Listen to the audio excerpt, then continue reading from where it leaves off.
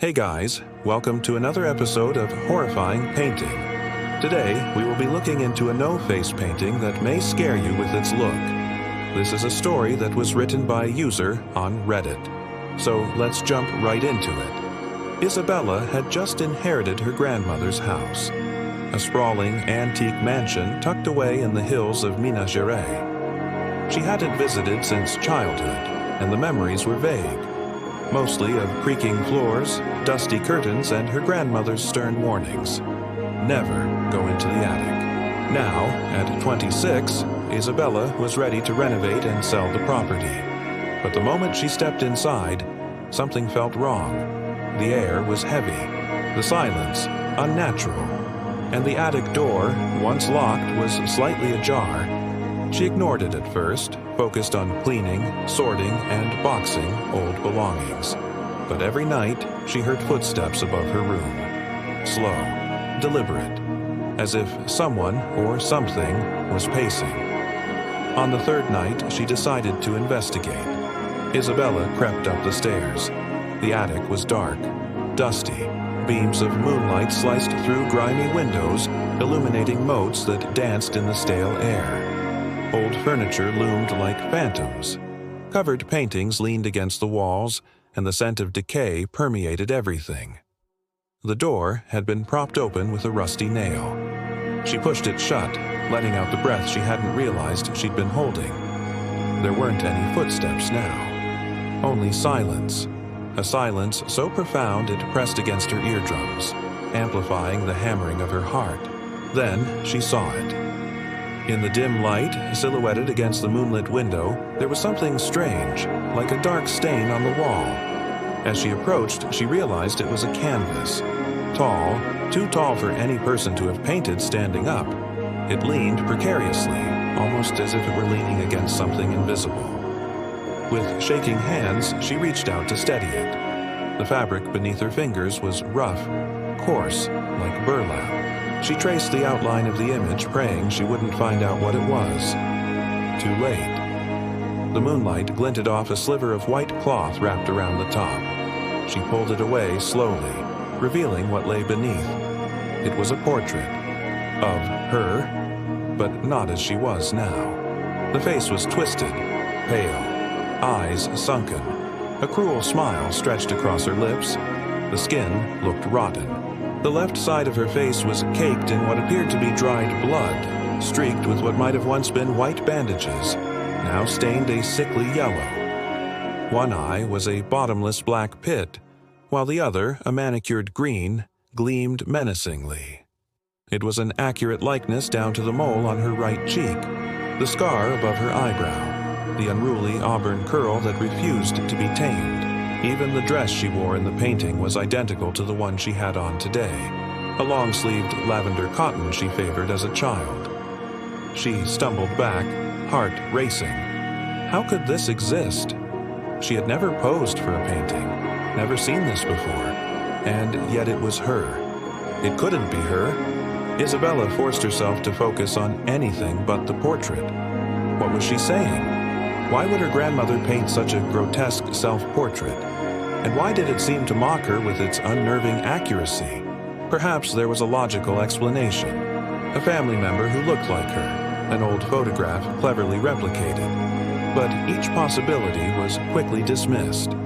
She knew all of her relatives. None bore any resemblance to the figure in the painting.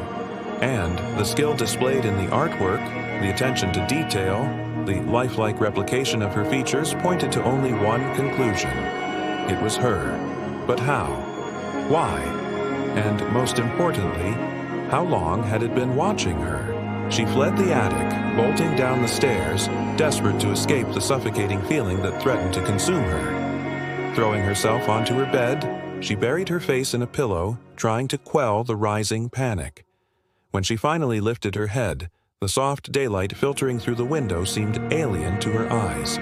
The room spun, threatening to engulf her. Memories of the previous night's events flickered back. The footsteps, the oppressive silence, the blood-caked face staring blankly ahead. It wasn't a dream. She had seen it. She touched her cheek where the mole nestled and the scar traced a jagged path. They were both still there. The portrait had changed. It was worse now. The eyes were bloodshot, the smile wider, the skin cracked, and Isabella felt it. A sharp pain in her chest, a whisper in her ear. "You're becoming me." She ran downstairs, locked the attic, and tried to sleep, but sleep didn't come. Days passed. Isabella barely noticed. She barely noticed anything.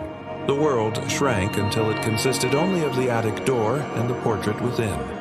Her reflection in the mirror became a stranger, pale, gaunt, with sunken eyes.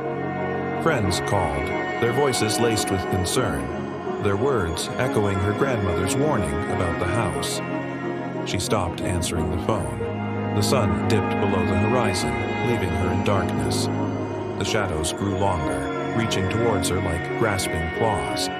The attic door creaked ominously in the wind.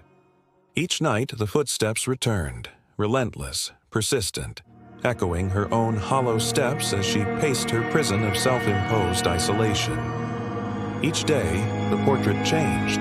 The smile widened, teeth like fangs bared in a silent snarl. The skin stretched taut over the bones, veined and pallid. The left eye burned with infernal red, beckoning her closer. The smell of decay intensified, seeping into her dreams, tainting her thoughts. One evening, she noticed something terrifying. The portrait had a scar on its cheek, the same one she had. That morning, she had cut herself shaving. It was mimicking her. Or worse, she was mimicking it. She searched the house, desperately seeking answers, finding them in her grandmother's journal. Its pages whispered secrets of a tormented past, hinting at a darkness that had taken root in the house, growing like a malevolent vine, choking the light and hope. Then she found it, a passage scrunched at the end of a page as if hastily added, "The portrait holds the curse. It reflects the soul. Hide it, and you hide the truth. Destroy it, and you destroy yourself." Her grandmother had understood. She knew the painting. The portrait wasn't merely art. It was a vessel, a prison, a curse. Isabella confronted the canvas, defiance hardening her voice. "Why are you doing this?" The painting didn't respond, but the silence screamed back, mocking, taunting. She flung herself at it, clawing, scratching, desperate to mar the surface, to obliterate the image, to erase the mockery. But as she raked her nails across the canvas, they sank into flesh. Warm, wet flesh. She recoiled, staring at the blood welling between her fingers. The portrait was no longer a painting. It was alive. It had been waiting, dormant, biding its time until it could claim her, become her. In its depths, she saw her own fear, her own madness reflected back, amplified, made real. She had tried to hide from it, to deny it, but she couldn't escape what was intrinsically hers. The painting opened, tendrils of darkness snaking out, wrapping around her, pulling her in. She screamed, a raw, primal sound of terror and despair as she was dragged towards the abyss. Isabella vanished into the painting, becoming one with the darkness. The portrait, once again, became just a painting, hanging crookedly on the wall. The footsteps ceased. The silence deepened.